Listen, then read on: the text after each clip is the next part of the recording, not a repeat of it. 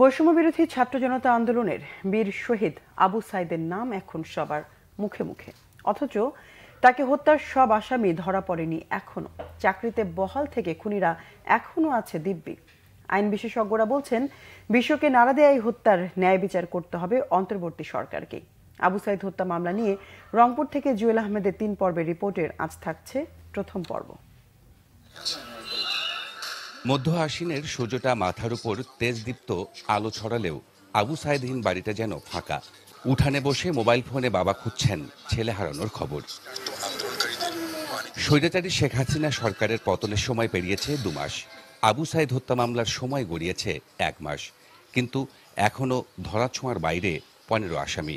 বন্দুকের নলে তরুণ সাইদের তাজা প্রাণ কেড়ে নেয়া হাসিনার অনুসারীরা চাকরিতে এখনো বহাল। এতে হতভম্ব বৃদ্ধ বাবা মা। এখন পর্যন্ত কোনো কিছু বুঝতে পারলাম না যে বিচার হবে কি না। এখন তো কোনো আশাই নাই বিচার। কষ্ট কেমন লাগে? যাই দোষী প্রকৃত দোষী তাদের আমরা কঠোর বিচার চাই, যেন ফাঁসি হয়। শেষ কথা বলি গেছে আমার বাবা, চাকরির কথা কয়া বাইকতে বিদায় হয়ে গেছে। আমার ছেলের হত্যার বিচার চাই। আমার ছেলে হাসিনা মারি ফেলা লিখে। ভাই ছাড়া ছন্দহীন জীবন যেন বোন সুমি আর ভাই রমজান আলীর। অশ্রু সজল চোখে কষ্টের আর্তনাদ।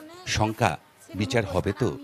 ভাই মারা গেছে কতদিন হয়, তারপরে আমরা সঠিক বিচারটা পাইতেছি না, বা আসামিদেরকে ধরা হইতেছে না।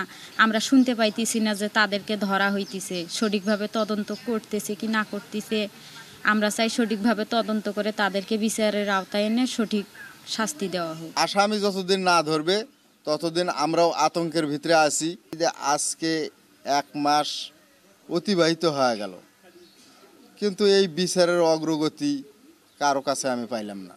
আইন বিশেষজ্ঞরা বলছেন, তারুণ্যের যুদ্ধে শত শহীদের রক্তে গড়া বাংলাদেশে আবু সাইদ হত্যার বিচার নিশ্চিত করতে হবে।